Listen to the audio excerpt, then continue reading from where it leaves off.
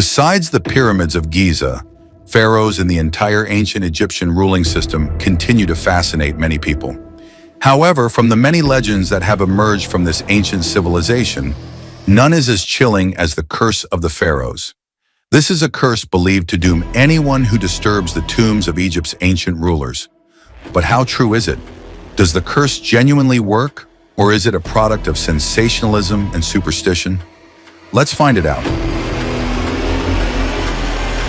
Like most other ancient civilizations, Egyptians believed in the sanctity of their burial sites. They wanted to ensure that the eternal resting places, especially their leaders, remained sacred and untouched. As such, the Egyptians inscribed warnings on the tombs of the pharaohs, hoping to deter intruders and grave robbers. By the way, the pharaohs were buried with treasures and plenty of other valuable belongings. An example of such an inscription was found in the tomb of King Tutankhamun, who was popular during Egypt's 6th dynasty. The inscription said, "As for all men who shall enter this, my tomb, an end shall be made for him. I shall seize his neck like that of a goose."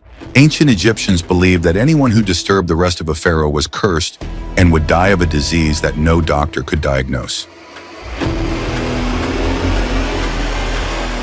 For the longest time, it was not known whether the curse of the pharaohs really worked. It's either ancient Egyptians were too afraid of finding out what would happen if they opened the tombs, or their experiences weren't documented if they did. Interestingly, the opening of the Tutankhamun, a lesser-known pharaoh who ruled during the 14th century BCE, gives us an insight on this topic. On February 16, 1923, several centuries later, two people discovered and opened King Tutankhamun's tomb. One was a British archaeologist, Howard Carter, and the other was his financier and friend, Lord Carnarvon. Lord Carnarvon unexpectedly died 2 months after the opening of Tutankhamun's tomb. He had been bitten by a mosquito, forming a wound that became infected, causing blood poisoning and pneumonia. As expected, everyone, including the media, ran the story that the financier had died due to the curse of the pharaoh. It didn't take long before the sensational narrative became a source of inspiration for countless films, documentaries, and books. Although the death of Lord Carnarvon after the opening of Tutankhamun's tomb is the most famous case linked with the curse of the pharaohs, other incidents have been linked to the legend. Besides the financier, Lord Carnarvon, other people were present at the opening of King Tutankhamun's tomb. Arthur Mace was one of them. In 1928, about 5 years after the incident, Mace became suddenly ill and died. His demise was quickly attributed to the curse of the pharaohs. George J. Gould was a wealthy tourist who visited the tomb of King Tutankhamun after it was opened. Unfortunately, he too fell sick and succumbed to pneumonia shortly after.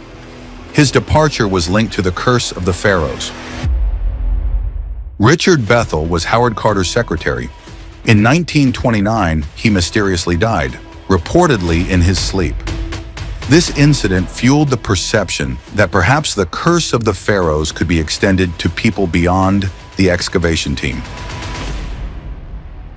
Despite the deaths of some members who opened the tomb of King Tutankhamun, we don't have sufficient evidence to show proof that the legend is true. If anything, the leading archaeologist, Howard Carter, lived until 1939. He died of natural causes at the age of 64. Also, now that we have the luxury of scientific development, all the deaths associated with the opening of King Tutankhamun's tomb can be explained. Their misfortunes can be attributed to toxic mold and bacteria that had built up inside the sealed tomb. Those who came in contact with the ancient remains or artifacts were likely to be infected. Environmental hazards, psychological factors, and statistical coincidence also played a part in fueling the legend. Given the power of suggestion and belief in the curse, it's possible that those who succumb to stress, anxiety, and psychosomatic disorders. Media sensationalism did not help the cause either. Regardless of how hard the curse of the pharaohs is disapproved, the legend lives on.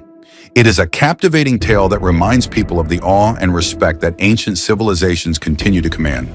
Its introduction to popular culture, including in films such as 1932's The Mummy and adventure stories like Indiana Jones shows that the legend isn't about to go away.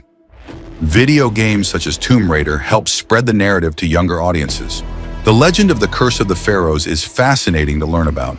However, it's just that, a legend. It's not true. It has been debunked by scientific explanations severally. It remains popular even in modern times and has been incorporated into various forms of pop culture.